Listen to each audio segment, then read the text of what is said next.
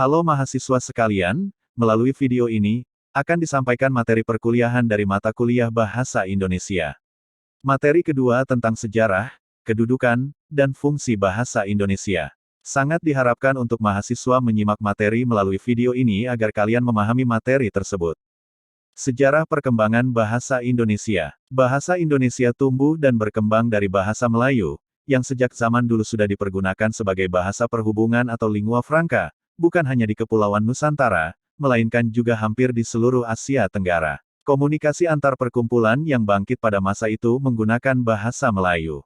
Para pemuda Indonesia yang tergabung dalam perkumpulan pergerakan secara sadar mengangkat bahasa Melayu menjadi bahasa Indonesia, yang menjadi bahasa persatuan untuk seluruh bangsa Indonesia. Sumpah Pemuda, tanggal 28 Oktober tahun 1928. Faktor-faktor yang mendasari bahasa Melayu menjadi bahasa Indonesia. Ada 4 faktor yang menyebabkan bahasa Melayu diangkat menjadi bahasa Indonesia, yaitu, 1. Bahasa Melayu merupakan lingua franca di Indonesia, yaitu bahasa perhubungan dan bahasa perdagangan. 2. Sistem bahasa Melayu sederhana, mudah dipelajari karena dalam bahasa Melayu tidak dikenal tingkatan bahasa. 3. Suku Jawa, suku Sunda, dan suku-suku lainnya secara sukarela menerima bahasa Melayu menjadi awal bahasa Indonesia sebagai bahasa nasional. Dan yang keempat, bahasa Melayu mempunyai potensi untuk dipakai sebagai bahasa kebudayaan dalam arti yang luas. Kapan bahasa Indonesia pertama kali dicetuskan? Ikrar para pemuda ini dikenal dengan nama Sumpah Pemuda. Unsur yang ketiga dari Sumpah Pemuda merupakan pernyataan tekad bahwa bahasa Indonesia merupakan bahasa persatuan bangsa Indonesia.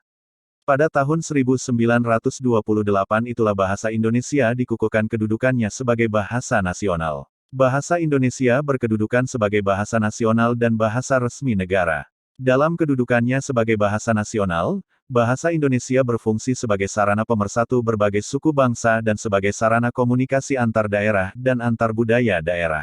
Dalam kedudukannya sebagai bahasa nasional, bahasa Indonesia berfungsi sebagai lambang kebanggaan kebangsaan, identitas nasional, media penghubung antar warga, antar daerah dan antar budaya, serta media pemersatu suku, budaya dan bahasa di Nusantara. Yang dimaksud sebagai lambang kebanggaan kebangsaan adalah, bahasa Indonesia mencerminkan nilai-nilai sosial budaya yang mendasari rasa kebangsaan. Atas dasar kebanggaan ini, bahasa Indonesia harus terus dijaga, pelihara dan kembangkan serta rasa kebanggaan pemakainya senantiasa dibina. Sebagai identitas nasional alasannya ialah karena bahasa Indonesia merupakan suatu ciri yang dimiliki oleh Indonesia, yang secara filosofis membedakan negara Indonesia dengan negara lain. Bahasa Indonesia dinyatakan kedudukannya sebagai bahasa negara pada tanggal 18 Agustus tahun 1945 karena pada saat itu Undang-Undang Dasar 1945 disahkan sebagai Undang-Undang Dasar Negara Republik Indonesia. Dalam Undang-Undang Dasar 1945 disebutkan bahwa bahasa negara ialah bahasa Indonesia, Bab 15, Pasal 36.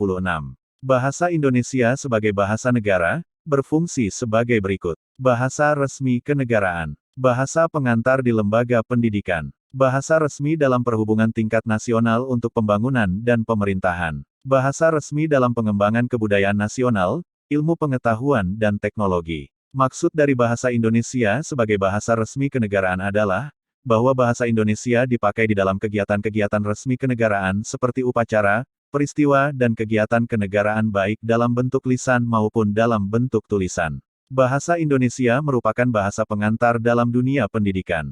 Hal tersebut diatur dalam Undang-Undang Nomor 24 Tahun 2009 Pasal 29.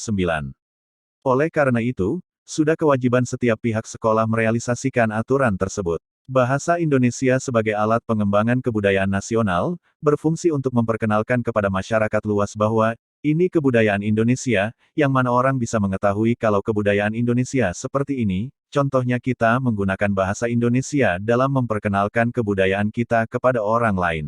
Bahasa adalah sarana utama untuk pengembangan ilmu pengetahuan, karena bahasa menjadi alat komunikasi antara ilmuwan dan pakar ilmu pengetahuan.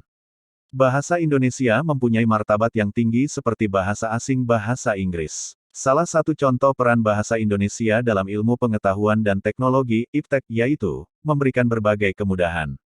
Perkembangan iptek mampu membantu manusia dalam beraktivitas. Mempermudah meluasnya berbagai informasi. Bertambahnya pengetahuan dan wawasan. Dalam kedudukannya sebagai bahasa nasional, bahasa Indonesia berfungsi sebagai sarana pemersatu berbagai suku bangsa dan sebagai sarana komunikasi antar daerah dan antar budaya daerah. Sekian materi untuk pertemuan kedua. Pertemuan selanjutnya materi yang akan dibahas adalah ragam, laras, dan variasi bahasa.